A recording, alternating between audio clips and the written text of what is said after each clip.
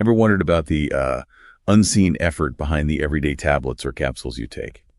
Today, we're doing a deep dive into the fascinating world of pharmaceutical manufacturing.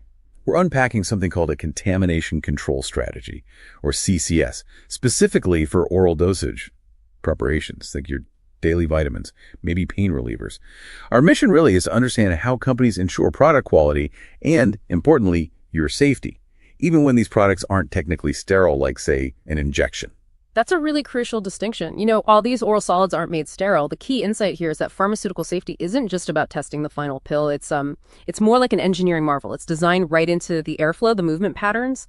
The whole facility becomes this controlled system for purity. Because contamination, well, it can mess with how well the drug works, lead to recalls, or worse, pose real health risks. It's very much a proactive approach, science-based, risk-based, at every single step. Okay, let's try and unpack this then. Our sources mention these 7 pillars for a solid CCS, but we're going to zoom in on just 2 foundational ones today. First up, facility and premises control. Now, that sounds maybe a bit dry, like just the building, but how deeply does the actual building impact contamination? Oh, it's absolutely fundamental. Really, this pillar is all about designing the physical space to prevent cross-contamination, especially critical when you're dealing with high-potency drugs or sensitizing things like penicillin or certain hormones. The building itself, it's your first line of defense. Okay, so how do they physically achieve that separation? I'm picturing walls, sure, but what about the air? The sources mention specific airlocks, cascade, sink, bubble, airlocks. What makes those special? Right, good question. So dedicated and segregated areas are key, obviously. But those airlocks, they're quite clever. A cascade airlock, for instance, it maintains progressively cleaner air pressure, sort of pushing air from the cleaner side to the less clean side. A sink airlock does the opposite. It draws air inwards, helping contain maybe hazardous materials inside a room. And then a bubble airlock pushes air out, actively preventing contaminants from getting into a super clean zone. They're critical for controlling how air moves, yes, but also how people move between different zones. That sounds like a really sophisticated way to manage air. Beyond just these specific airlocks, how do the main HVAC systems fit in this constant battle against airborne stuff, especially with all the powders involved? What's the biggest challenge there? Well, the HVAC systems are essentially the lungs of the whole facility. They often use separate air handling units, AHUs, for different areas. That ensures air isn't just recirculated between, say, a zone handling one drug and another handling something different. And they maintain positive pressure differentials. Basically, air pressure is slightly higher in cleaner areas, so air always flows out towards less clean areas, pushes contaminants away. Though for hazardous stuff, they might use negative pressure to pull air in and contain it.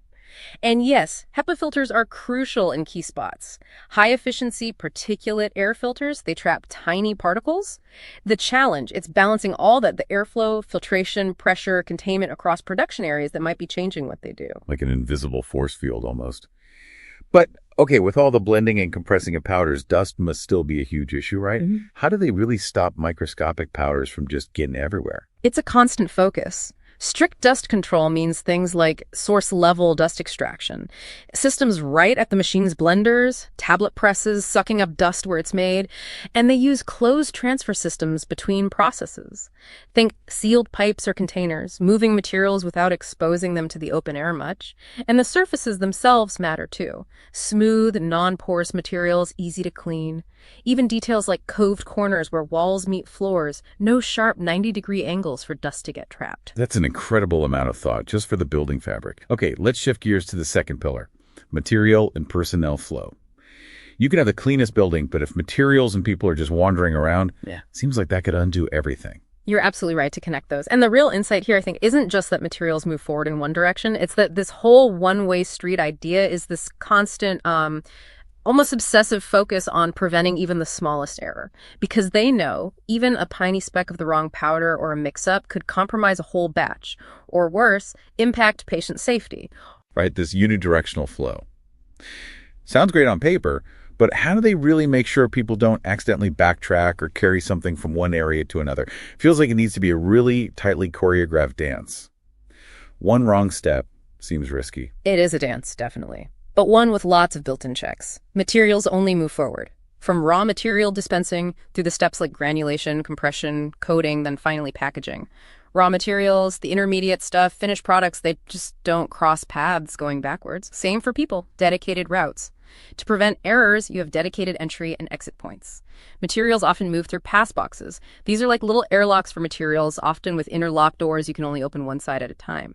Force is a controlled transfer. Containers might get dedusted before moving into a cleaner zone. It's all meticulously documented too. Batch records, GAR codes, maybe RFID tracking. Makes mix-ups really, really hard. So pulling this together, what's the big takeaway from understanding these two pillars, the facility itself and the flow everything within it? It's clearly about so much more than just testing the pill at the very end. Exactly. If you connect it to the bigger picture, it's all about minimizing risk.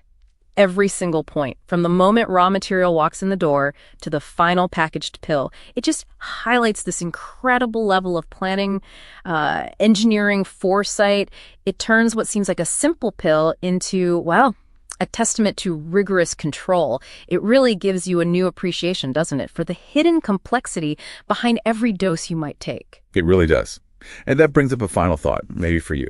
If these oral non-sterile products need this level of intricate control, just imagine the complexity needed for sterile injectable medications. What extra layers of vigilance, what other technologies do you think are essential to guarantee that absolute level of sterility?